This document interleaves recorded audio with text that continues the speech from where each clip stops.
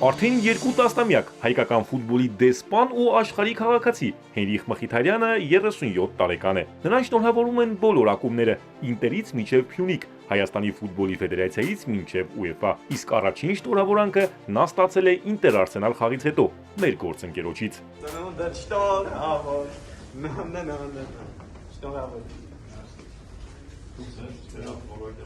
Ինտելեկտով Մխիթարյանն առանձնանում է նաև խաղադաշտից դուրս, տիրապետելով 10-ից ավելի լեզվի, դրանցից 6-ով նա խոսում է գերազանց։ Դեռ 20 տարեկանից Հենոն հայկական ֆուտբոլի այցեքարտն է աշխարհում։ Այս ընթացքում հասցրել է խաղալ եվրոպական թոփ 3 առաջնություններում՝ Դորտմունդի Բորուսիայից մինչև Մանչեսթեր Յունայթեդ ու Արսենալ, ապա Հռոմ, իսկ հետո նաև Միլանյան Ինտեր։ Բոլոր ակումբներում էլ հայ ֆուտբոլիստը եղել է առանցքային դերակատար։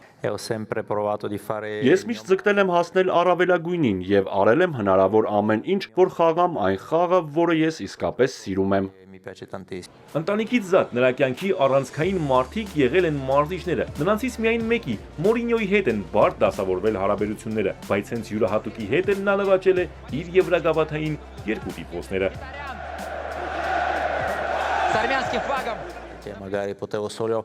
Շախտյորի մարզիչ Լուչեսկուն ինձ համար ծնողի պես է եղել։ Կլոպը ինձ պատրաստ էր լսել ցանկացած հարցում, նույնիսկ եթե դա ֆուտբոլին չէր վերաբերում։ Տուխելը ինձ վստահություն տվեց ամենակարևոր պահին, իսկ Մորինյոն, որի հետ հարաբերությունները եղել են ոչ այնքան լավ, ինձ օգնեց աճել որպես անհատականություն, որպես տղամարդ, քանի որ միշտ ինձ դնում էր բարդ իրավիճակներում, որպեսզի տեսնի արդյոք կարող եմ ես այդտեղից ելք գտնել, բայց ես մարդ եմ, որը երբեք չի հանձնվում ու չի հանձնվի, որովհետև եթե կա խնդիր, ուրեմն կա նաև այդ խնդիրը լուծելու ճանապարհ։ Պետք է գտնել այդ ճանապարհը։ Երբ Ռոմայի հետ հաղթեցինք Եվրոպայի գավաթը, ես նրան գրկեցի ու ասեցի. մենք երկրորդ անգամ դա արեցինք։ Հենրիխի կյանքում եւս մեկ կարևոր ֆուտբոլային դերակատար է եղել։ Դա նրա գործակալն էր՝ Մինո Ռայոլան, որը համագործակցության առաջին իսկ օրը հայ ֆուտբոլիստին հարցրել է. ընտրենք ֆուտբոլը, թե փողը։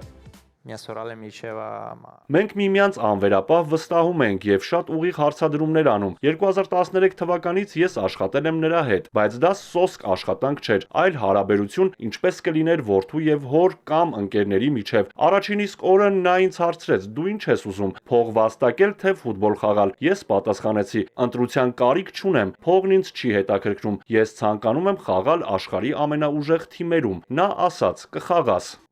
Հենրիխի դերը մեծ է եղել նաև Հայաստանի հանրահռչակման գործում։ Հենց նրա շնորհիվ են շատերն իմացել փոքրիկ, բայց հազարամյակների պատմություն ունեցող Հայաստանի մասին։ Հենոն նաև սկզբունքային է։ Մերժել է իր թիմին թուրքական ընկերության գովազդային հոլովակում նկարահանվելու համար, հասկանալով, որ կարող է նաև պատժվել։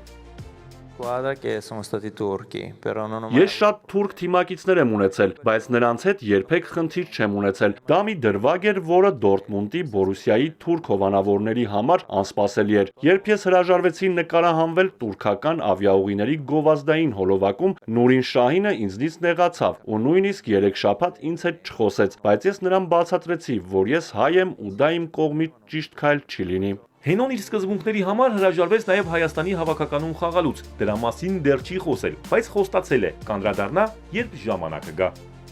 Արամ Մանուկյան, Էպիկենտրոն։